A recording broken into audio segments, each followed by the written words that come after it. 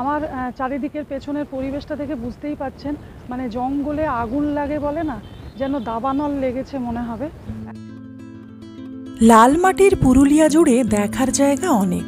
তার কোনোটির নেপথ্যে কিংবদন্তি, কোনোটির গুরুত্ব ঐতিহাসিক, কোনোটি বাংলার কৃষ্টির সাথে জড়িয়ে।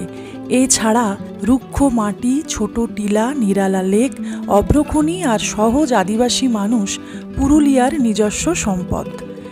বসন্তে পুরুলিয়া এলে বাড়তি প্রাপ্তি শিমুল পলাশে রাঙা সৌন্দর্যময় প্রকৃতি। আর এইসব চাক্ষুষ করতে বসন্তে চলে আসতে হবে পুরুলিয়াতে।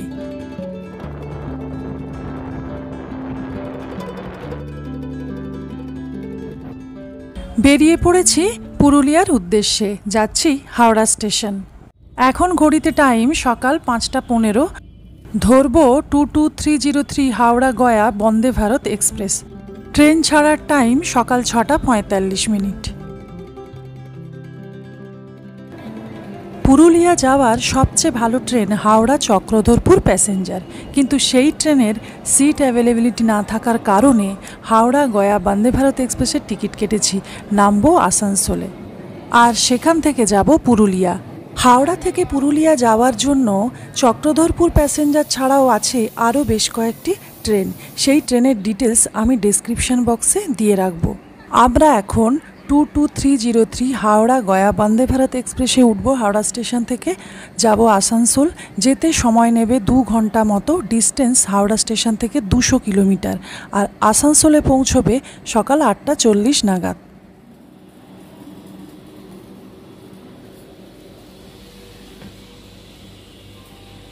উঠেই দেখলাম ডান দিকে ঢোকার ঠিক মুখে খাওয়ার রেডি হচ্ছে ব্রেকফাস্টের জন্য, আর এদিকে আছে টয়লেট।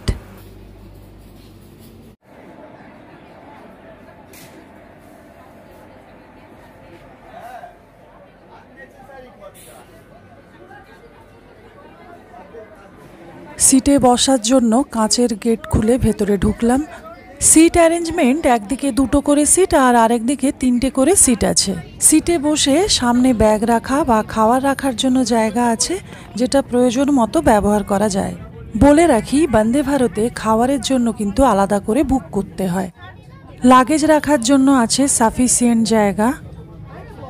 প্রায় 2 ঘন্টা ট্রেন সফর শেষ করে এখন স্টেশনে নামার জন্য রেডি হয়ে আছি। আর ঠিক সকাল 8:40 আমরা আসানসোল স্টেশনে পৌঁছে গেলাম। আমরা পুরুলিয়ার ফুটিয়ারি হিল ভিউ রিসর্ট বুক করে রেখেছি, তো ওখানকার ওনার আমাদের জন্য আসানসোল স্টেশনে গাড়ি পাঠিয়ে দিয়েছেন। গাড়ি বাইরে ওয়েট করছে। আমরা প্ল্যাটফর্ম থেকে বেরিয়ে বেশ কিছু জায়গা ঘুরে তারপর হোটেলে চেক ইন করব। এবার বলি, হাওড়া থেকে আসানসোল আসতে বন্দে ভারতে জনপ্রতি টিকিট মূল্য 1210 টাকা এবং অন্যান্য চার্জ নিয়ে পড়েছে জনপ্রতি 1545 টাকা।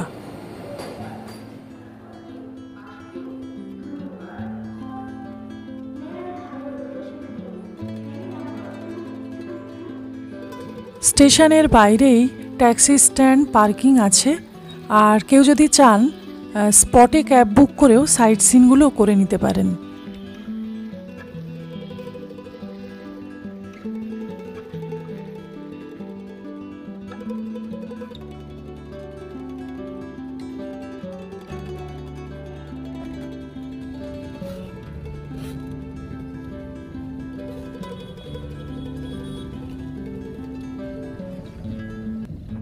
আজকের ট্যুরের প্রথম গন্তব্য পাঞ্চেত বাঁধ।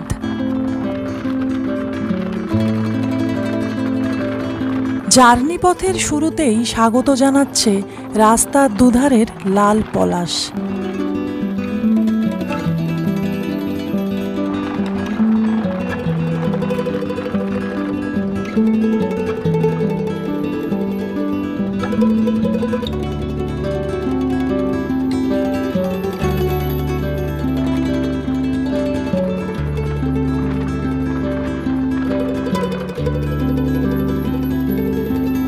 পশ্চিমবঙ্গের বর্ধমান জেলার উত্তর পশ্চিম প্রান্তের কাছে পশ্চিমবঙ্গ এবং ঝাড়খণ্ডের মধ্যে সীমারেখার কাছে পুরুলিয়া জেলার উত্তর পূর্ব কোণে দামোদর নদী এবং তার উপনদীর ওপর এই পাঞ্চেত বাঁধটি অবস্থিত।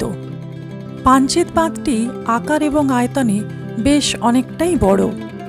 চারিদিকের পরিবেশটা মনোমুগ্ধকর। পাঞ্চেত ড্যামে নৌকা বিহারেরও ব্যবস্থা আছে।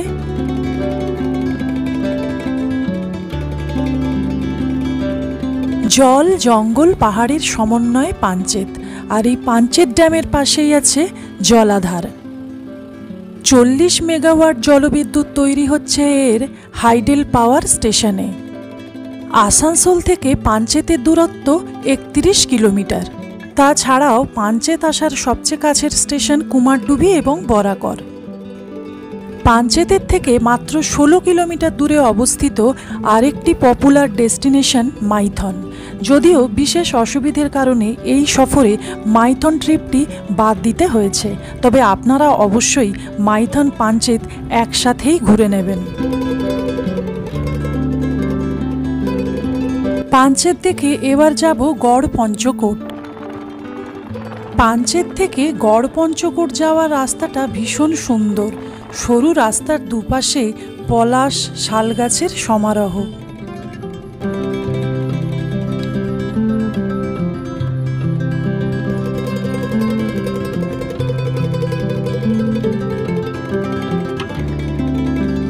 এত সুন্দর প্রাকৃতিক দৃশ্য দেখে না দাঁড়িয়ে থাকতেই পারলাম না। নেমে পড়লাম পাহাড় পলাশে ঘেরা এই গ্রামটিতে, যেখানে পলাশ একেবারে হাতের নাগালে।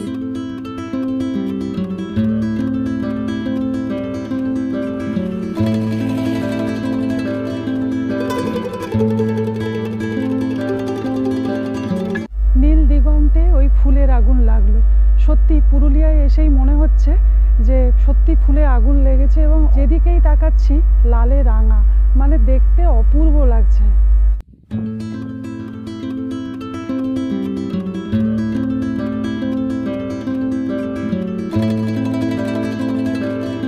পলাশ সমৃদ্ধ ছোট্ট ছোট্ট গ্রামগুলি ছবির মতো সুন্দর, যেন কোনো শিল্পী রং তুলি দিয়ে ছবি এঁকে দিয়েছেন। আর সেই ছবিতে সবুজ আর লাল রঙের ব্যবহার হয়েছে বেশি।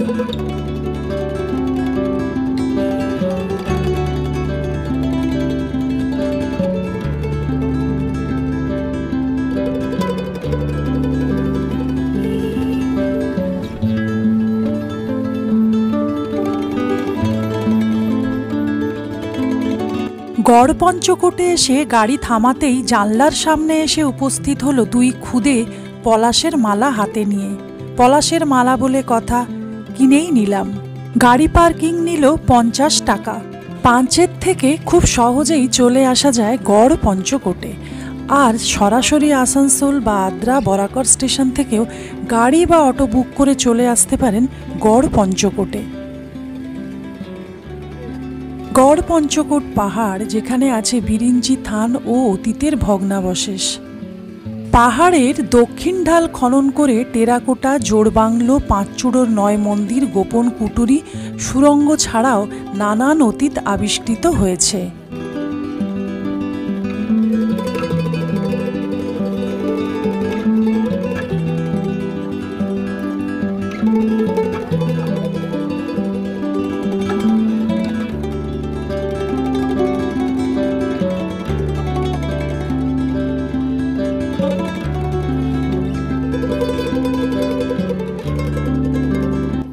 পাঁচচূড়া এই মন্দিরটির গায়ে আছে টেরাকোটার সূক্ষ্ম কাজ।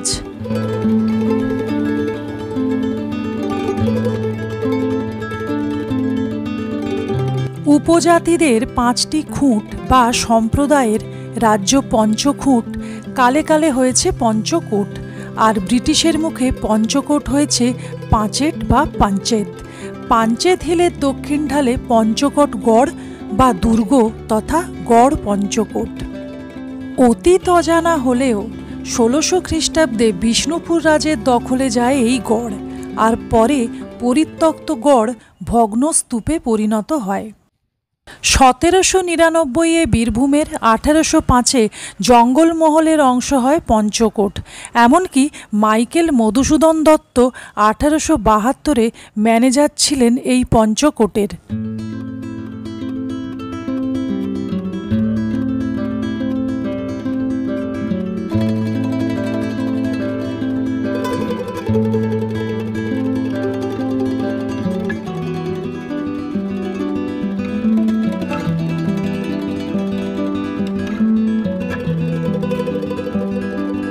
নানান ঘাত প্রতিঘাতে দেনার দায়ে নিলামে ওঠে গড়। গোবাগ থেকে 10 কিলোমিটার দূরে আদ্রা আসানসোল রেলপথে রামকানালি স্টেশন। বিষ্ণুপুরের আদলে টেরাকোটায় সমৃদ্ধ বিরল গঠনশৈলীর দেউলও গড়ে ওঠে নানান। এখানে দেখছি কেনাকাটা করার জন্য বেশ কয়েকটি দোকান আছে। চাইলে কেউ এখানে লাঞ্চও সেরে নিতে পারেন।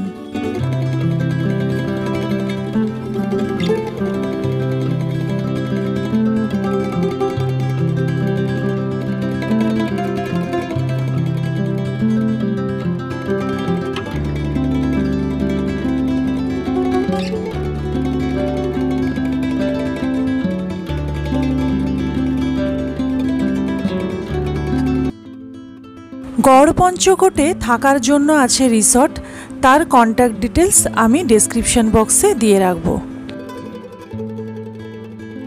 ইতিহাসকে সাক্ষী রেখে পাহাড় জঙ্গলে ঘেরা এই গড়ে কাটিয়ে দেওয়া যায় সারাটা দিন।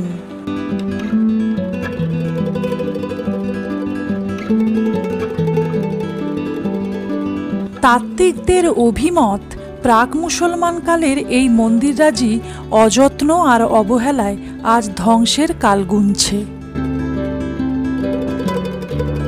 পরবর্তী গন্তব্য বড়ন্তি। গড়পঞ্চকোট থেকে বড়ন্তির দূরত্ব 12 কিলোমিটার। আর যারা সরাসরি বড়ন্তি আসবেন তারা আসানসোল আদ্রা শাখার মুরাডি স্টেশন থেকে বড়ন্তি চলে আসবেন, দূরত্ব মাত্র 6 কিলোমিটার।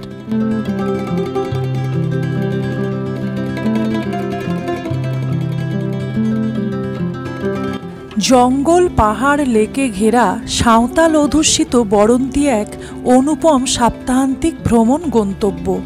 নদী, পাহাড়, লেক আর গ্রামের নামে নাম জায়গার। থাকার জন্য বড়ন্তিতে আছে বেশ কিছু রিসর্ট, আর সেই সব রিসর্টের কন্ট্যাক্ট ডিটেলস আমি ডেসক্রিপশন বক্সে দিয়ে রাখব।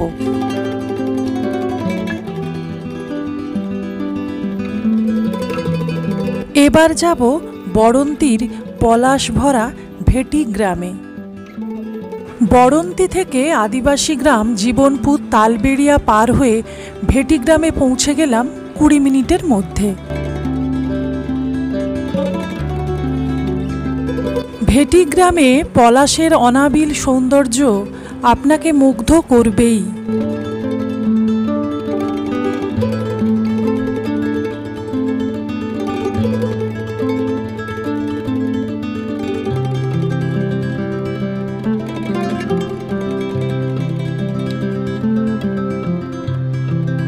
আমি এখন দাঁড়িয়ে আছি বড়ন্তির কাছে ভেটি গ্রামে।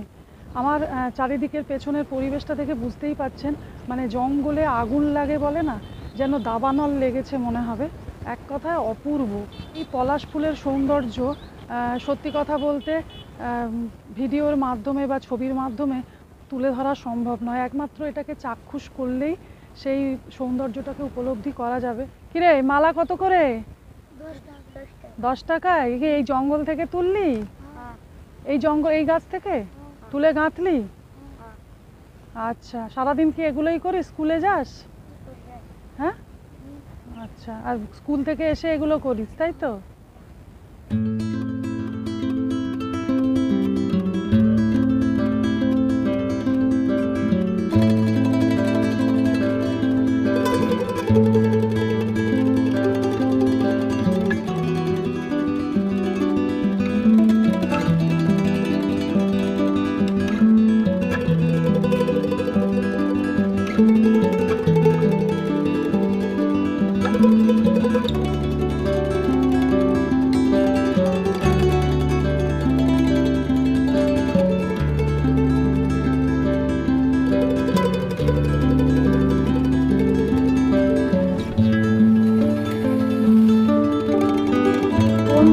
ছেড়ে কোন দিকটা দেখবো সেটাই বুঝতে পারছি না, মানে চারিদিকটা পুরো লাল হয়ে আছে। মানে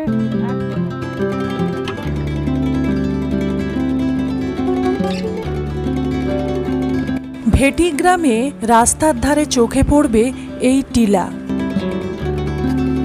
এই ছোট্ট টিলা পাহাড়টায় উঠছি, নিচের ভিউটা দেখার জন্য।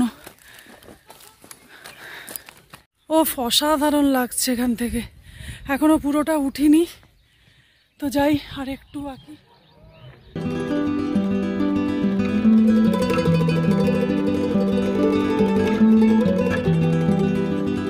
এই টিলার ওপর থেকে চারিদিকের দৃশ্য দেখতে জাস্ট অপূর্ব লাগছে। আর এই টিলার ওপর থেকেই দেখা যায় বরন্তী লেক। ছোট বড় পাহাড়ের প্রেক্ষাপটে আদি দিগন্ত পলাশ প্রান্তর, অপূর্ব। এবার আমাদের পরবর্তী ও শেষ গন্তব্য জয়চণ্ডী পাহাড়। বরন্তী থেকে জয়চণ্ডী পাহাড়ের দূরত্ব 21 কিলোমিটার।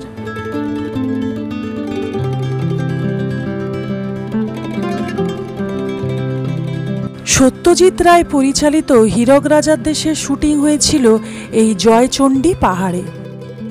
পাহাড়ের ওপরে আছে জয়চণ্ডী মাতার মন্দির। 520টা সিঁড়ি পেরিয়ে ওপরে উঠতে হবে।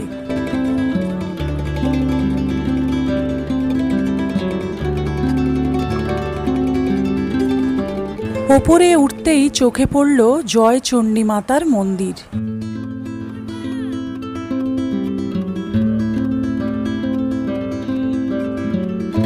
ওপর থেকে চারিদিকের দৃশ্য অপূর্ব। হীরক রাজার দেশের উদয়ন পণ্ডিত এই পাহাড়ের গুহায় লুকিয়েছিলেন। গুপি বাঘার সাথে তার এখানেই আলাপ হয়েছিল।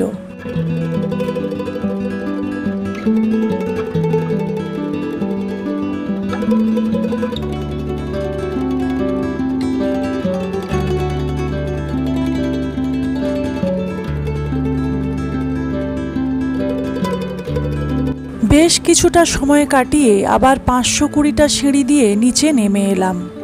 জয়চণ্ডী পাহাড়ের সামনের ফাঁকা মাঠে আছে অনেক অস্থায়ী খাবারের দোকান। চাইলে এখানেও লাঞ্চ করতে পারেন। আজকের মতো সফর শেষ করে এখন যাচ্ছি পুরুলিয়ার অফবিট ফুটিয়ারিতে। থাকবো ফুটিয়ারি হিল ভিউ রিসর্টে, একদম ফুটিয়ারি ড্যামের সামনে। ঘুরে দেখব আরও অনেক জায়গা।